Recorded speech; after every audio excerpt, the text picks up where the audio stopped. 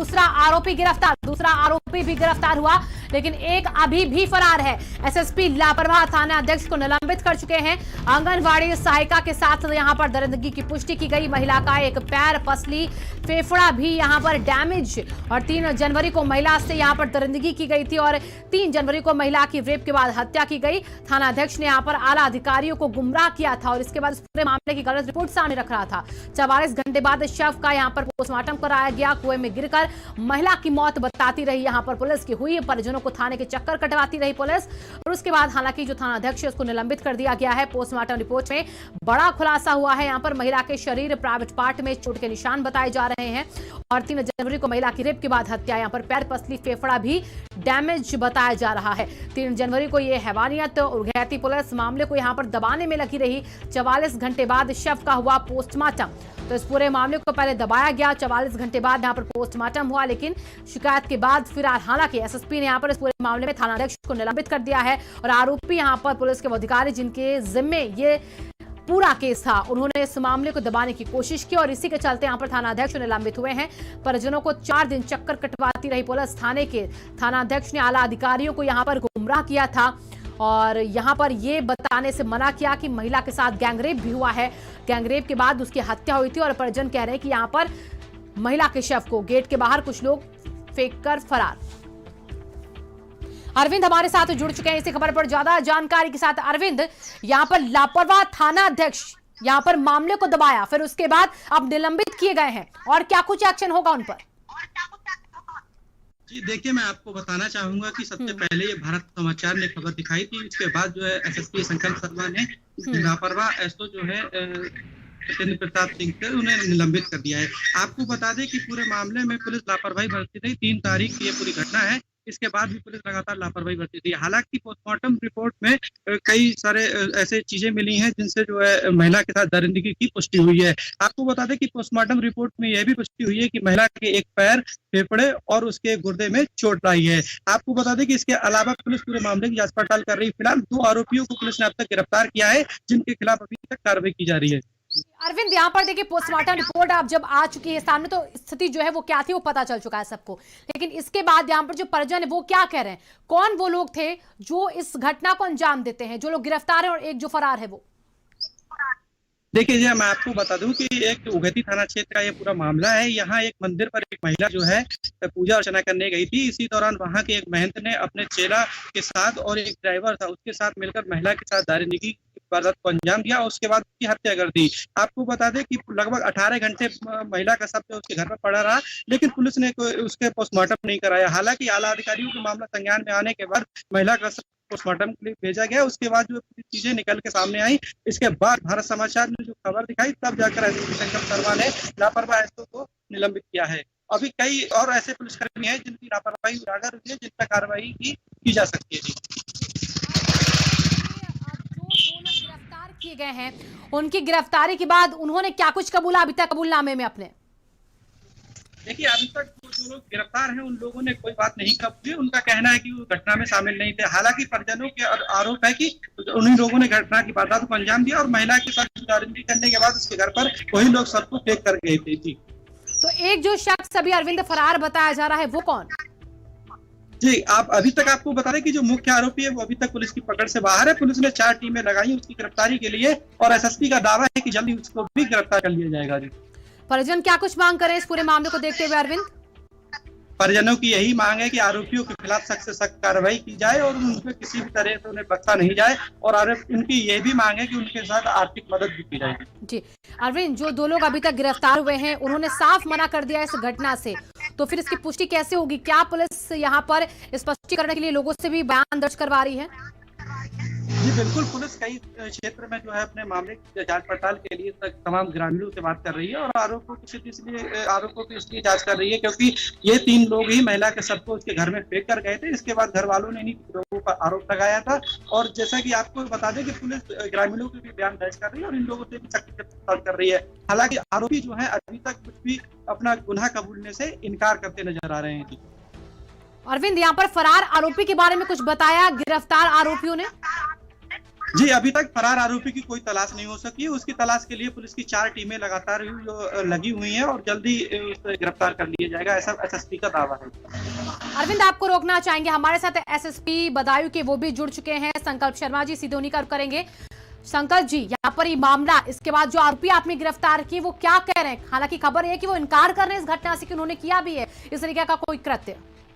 देखिए, ये सारी चीजें अभी इन्वेस्टिगेशन में हम लोगों की चल रही हैं। फिलहाल मैं आपको बता सकता हूँ कि जो 3 लोगों के खिलाफ जो है नामजद कंप्लेंट मिली थी, मुकदमा हुआ था, उसमें 2 लोगों की गिरफ्तारी हम लोग अभी तक कर चुके हैं। डिटेल इन्वेस्टिगेशन इंटरोगेशन हम लोग कर रहे हैं जी।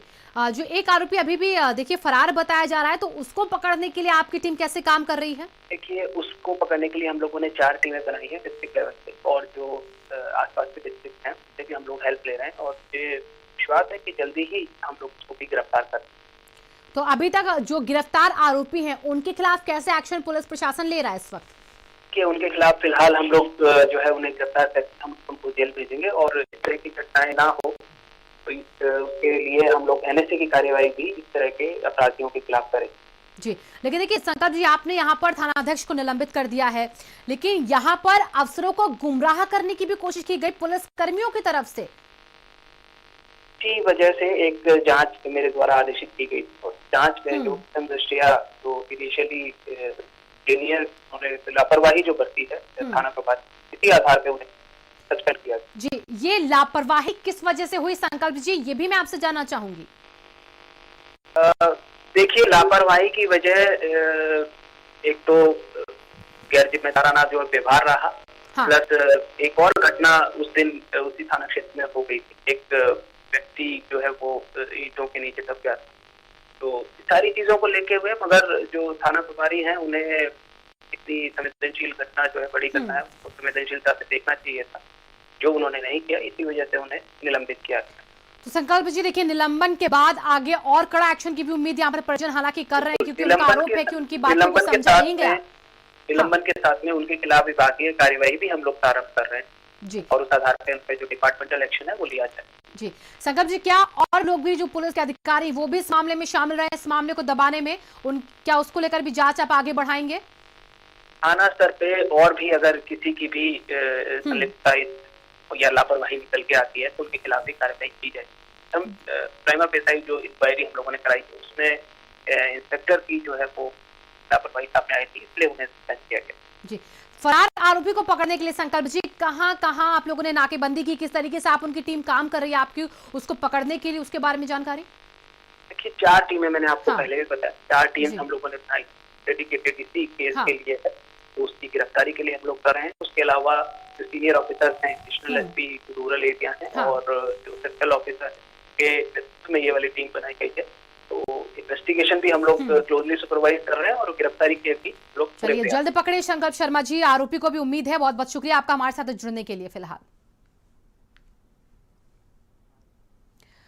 तो अरविंद हमारे साथ लगातार जुड़े हुए हैं। अरविंद देखिए, एसएसपी खुद हमारे साथ जुड़े, उन्होंने कहा जो और भी वहां पर अफसर हैं पुलिस के उन पर भी कड़ा एक्शन हो सकता है, विभागीय कार्रवाई की बात भी कही जा रही है।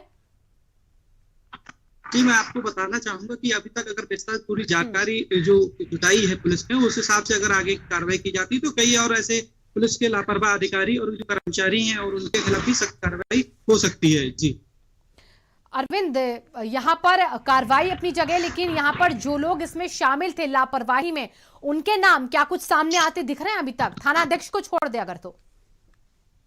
जी, अभी तक जो आरोपी गिरफ्तार हैं पुलिस ने उनके नामों का अभी तक खुलासा नहीं किया है और पुलिस उनसे लगातार पूछताछ कर रही है। जो तीसरा आरोपी फरार है उसके बारे में जानकारी जुटा रही है। आपको ये भी बता दें कि एक बहुत बड़ी बात है कि ये पुजारी जो महंत था मंदिर का, पिछले 7 साल से इस मंदिर पर रह रहा था, लेकिन इसने अब ये वारदात को अंजाम दिया है, तो ये भी एक क्षेत्र में चर्चा का विषय बना हुआ है। जी अरविंद, यहाँ पर देखिए जो आरोपी अभी पकड़े गए हैं वो हालांकि इस पूरी घटना से इनकार तो कर रहे हैं, लेकिन किस बिहाफ पे इनकार कर रहे हैं, क्योंकि उनको तो देखा है परिजनों ने।